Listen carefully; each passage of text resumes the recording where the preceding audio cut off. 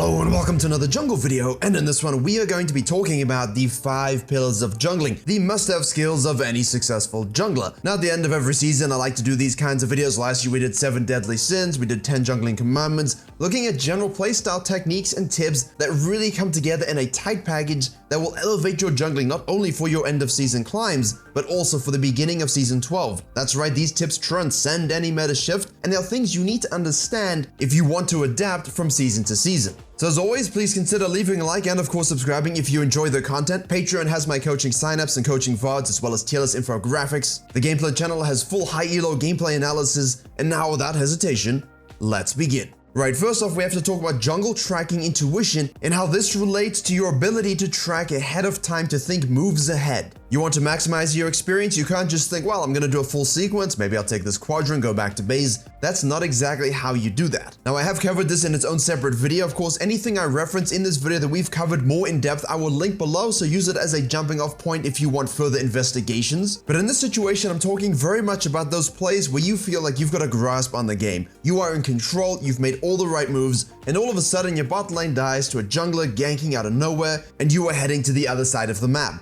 Why did that happen and how could you have prevented it? It's the ripple effect of your jungling, and it's the ripple effect understanding that high elo junglers and pro players understand so well. A lot of you just think about first clears and maybe, that RNG first crab. I mean, that's just one prediction. What happens if you get the crab and then what? What happens if you don't get the crab? A lane that should have had prior did not have prior, and now you have to adapt and think a few moves ahead. People always comment in coaching as well as on the gameplay video when I basically pause the video and say, right, now from here we have 3 options. Based upon what just transpired, the enemy jungler has, these other 3 options. How can we reconcile that together so that not only do we accomplish what we want to as a jungler, but we can also prevent the enemy jungler, cut them off, set up counter ganks, and not give them freebies? And yes, that puts a responsibility on you. If you know that they're gonna dive bottom lane, what's your response? You would have seen a nice collapse on the top crab, killing the top laner. That's great, but what happens after as a volley bear? What happens if you know that the Kiana is just in your top side jungle, hits the plant, you get your crabs, you know she's sequencing to the bottom side, but your top lane is primed for a dive, and you kind of want that herald?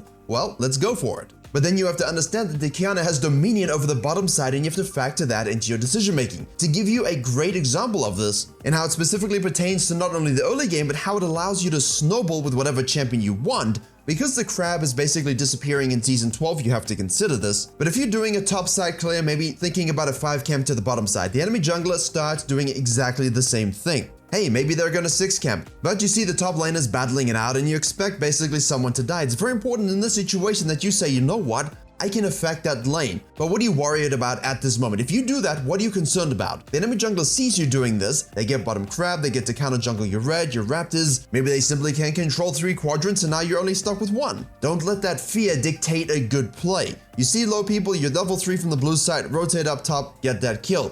Now you know straight away that you are 100% guaranteed that top crab. This crustacean has been deep fried and placed on a platter with some tartar sauce. You can only enjoy it. However, jungle tracking intuition, maximizing your experience. What's the enemy jungler going to do? Well, if they're doing a 3 camp top side, you know they're gonna get bottom side crab. So I can do a few things. If I don't have bottom side prior, I'll simply take the crab and gank mid lane. I can at least protect my red side by knowing their mid laner does not have the ability to assist and my bottom lane can rotate as well. Now obviously in this situation, the crab has yet to spawn, which means filling this downtime by just, waiting is a complete waste of time and terrible jungling. You 100% want to go and gank that mid lane. Now, because we do actually have prior on the bottom side here, don't float back to the top side to protect that. Your whole red side is up, you have bottom lane pushing, which means we can take that bottom crab throughout 2 ganks already, deny the Viego this, knowing that he's sequenced down. He's going to be forced to walk all the way back to the top side to take that crab, and now you can decide, do I want to, contest it? Or do I simply want to take my red side, know he's going to do that, head back to base, ignore the Krugs, and defend my tier 2 Grump and tier 2 Wolves? If Viego does gank, and if something happens, I can be in the area to clean up. That's a small example of, hey, I just reacted to some information on the map, but the enemy jungler's still doing this. How can I prevent him getting anything from my play to make sure not only do I get my cake,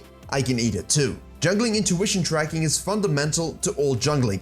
A lot of people try and tell me, hey, they don't do what is expected in low elo. Please, tell us how to track this randomness. You track it the same way. In high elo, junglers also make mistakes. If you expect them to go top side and they randomly show bottom side, don't think, oh, no, great, it's ruined now. No, that's great. That's information. That's visual confirmation of where they are. What does that mean? What is the implication of the next moves? Well, if they were just bottom side and they show bottom side again, you know there's no camps up, which means their top camps are up. So let's take the Herald on their blue side. If they rotate, we can kill them. If we see them ganking mid, we can counter gank it and then take the blue side. Do you think the fact that the jungler showed bottom side when he shouldn't flummoxes a high elo jungler or a successful jungler? No, it's reactive tracking. There's proactive tracking, there's intuition, and there's reactive tracking. All of these work together to make you a supreme jungler. And again, the gameplay channel, I talk about tracking every single video. Always, it's the core thing that we talk about. This is the main point in this video because it's so important. The second pillar needs to be denial treated as valuable as your own camps. What's the most valuable camp on the map? A lot of you are going to say, well, my Grump, maybe my Blue, maybe my Krugs. If you said Grump and Krugs, you're more correct because those things spawn every 2 minutes and 15 seconds. But the more valuable camp is the camp you take from the enemy that they don't get to consume. That's how Chovy gets so much CS, and he said that at Worlds. Simply get all the CS on the map and deny the enemy CS. There you go. How do you get high CS per minute numbers as a jungler? Well, it's not from farming the jungle only. That isn't possible anymore. So if you look at your data and you think, well, where can I get farm from?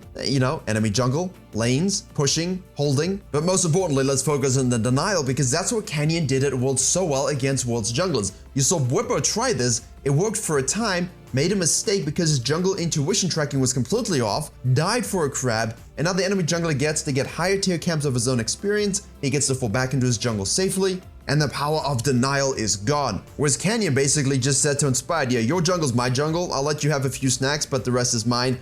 And when you have nothing up, I'm gonna take my stuff. But if there is something of yours up, I'm coming to that first because I don't appreciate what I actually have. I want more and I'm gonna take yours. Not a healthy life attitude, but it's a good healthy jungle attitude. I have done a video on this as well. It's not popular, it's dry, people hate it. But honestly, if you can master this point with the first pillar, well, you're basically starting to build Stonehenge, and that's lasted for a long time, yeah?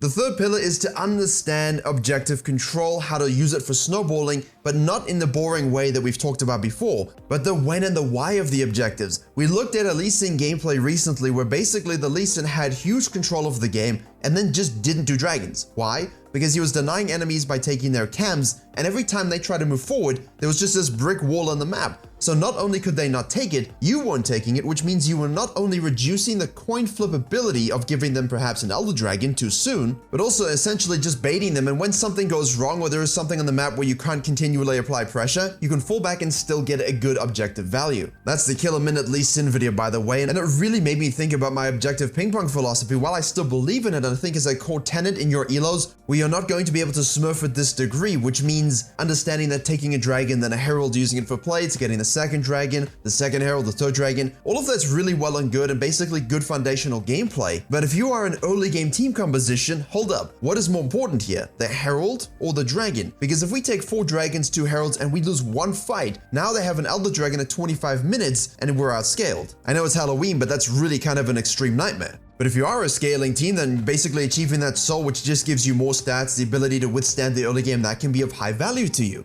Secondly, when talking about the herald, I understand it's good to fall back and take it, but if you're a jungler that takes it kind of slowly, you don't have prio, and the enemy jungler's taking your red side, he's diving bottom lane, he's taking the dragon, not only could you have just sequenced your camps and been present for that counter gank, which is a better effect, you're also taking yourself out of the equation for the time being. You're too long on the herald. You could just sequence to get multiple levels. You could counter gank and dive top and then take the herald, which by the way results in the same thing, you getting the objective, except you've offset the enemy jungler's gameplay, gotten advantages for one of your laners, and still secured the ability to get tower platings. All of this factors into exactly how well you can snowball and control games. So ultimately, while objective ping-ponging is basically the goal of all jungling, a pillar if you will, I'd be remiss in basically not saying, listen, sometimes it's okay to stall those dragons secure, sometimes it's okay not to waste all your time on heralds, but it's only when you understand that jungle tracking intuition. What's the enemy jungler going to do with this time? How can I offset anything? I mean, if they're dead, take all their stuff, take the herald, do whatever you want. But it's always about those situations where they're not dead, and you have to question if you could be doing something more valuable in the moment. And that connects very nicely to tempo mastery. Is it simply just being first somewhere? I always think it's kind of crude and overly simplistic. I've explained it before, I'll show it on your screen now as well. A great example is if you counter gank a jungler bottom side, they all, go back to base involuntarily and have to respawn. You push out the wave with your team and now reset, but the enemy jungler is now first on the map and able to gank mid lane. So who had tempo control, or did it just shift back and forth? Because that's kind of weird if you define it simplistically. In this situation, while they might have the ability to gank first and move somewhere first, because you had that huge counter gank in the bottom lane, you have now spent more gold in base, and if you do go for those neutral clashes where you react to where they're going because you mastered the first part of this video, even if you're not first to the location, you have the higher value of being there. And if you predict it perfectly, if you have good vision to reveal this information, it's yet another counter gank, you kill them, you shove more, now you get more plates, objectives available to you, counter jungling's available to you, you have the tempo mastery, you have the tempo control. I talk about this with a lot of examples in the specific jungle tempo video I released early in the year, of course linked below. It's a bit more of an advanced jungling video, but I think everyone needs to understand the ripple effects of jungling and how these pillars really come together to form a glorious structure of your jungling intellect and ability. Finally, teamfight mastery. This is absolutely crucial. Whether you have a lead, whether you don't have a lead, whether the game's equal, whether it's raining on a Tuesday or it's snowing in July, you need to understand target selection and how to use your abilities to teamfight. We've just seen this difference on the world stage. Some Western teams got huge leads and threw them with mediocre and terrible teamfighting. You also see masterful positioning by Faker in the Fog of War. You see people going for cannon flanks that are just not understood or predicted. No matter what happens in the first 50 minutes in lane, with your jungling, with macro, it will always come down to executing on a skirmish or a teamfight, whether it's numbers advantage to you, it's a 5v5, doesn't matter. You will need to understand how to do it. Olioyo was getting giga praise for that Jarvan game he played, even though Rakan Kaiser was really helping him out. Look at this engage. Now this causes some owners to be the degenerates they are and basically tweet ill about their team when they really shouldn't because they're great. But at the same time, this is an actually horrific engage. He dives way too far for his team to help. He doesn't consider the bottom lane flanked by the enemy team. His laners have to move into a choke point in front of a tower to try get off damage and follow up. It is a bad engage and it causes momentum shift in the game. Just yeeting in and doing whatever you want isn't exactly how it works when you have a lead. You have to understand the positioning of your team, where they are, what spells are available, what the enemy team can do as a counter. If you're a tank and you need to engage and peel, swap your target selection. Sometimes you need to use your ult to engage, basically get in there, but as an assassin goes to your backline ADC who's really fed, turn around and peel. Sometimes there's only 2 people fed in your team and basically it's the enemy ADC that you need to take care of, even though classically you'd want to peel. If your ADC is doing very well and has natural peel in your team, you can basically become an assassin. Zone, make the pick as soon as they're out of position. The best team fights are the one that are won before the team fight actually happens, which means someone steps out, you immediately pull the trigger, either your team will be available to follow up or you can handle yourself and 1v2, 1v3, etc. That will depend on how fed you are. But team fighting without a lead becomes much more difficult, and I advise you to watch some of the quarterfinals Worlds games just to see how well coordinated teams can do that, and teams that understand cooldowns, in and outs, champion gameplay, how they really set things up accordingly.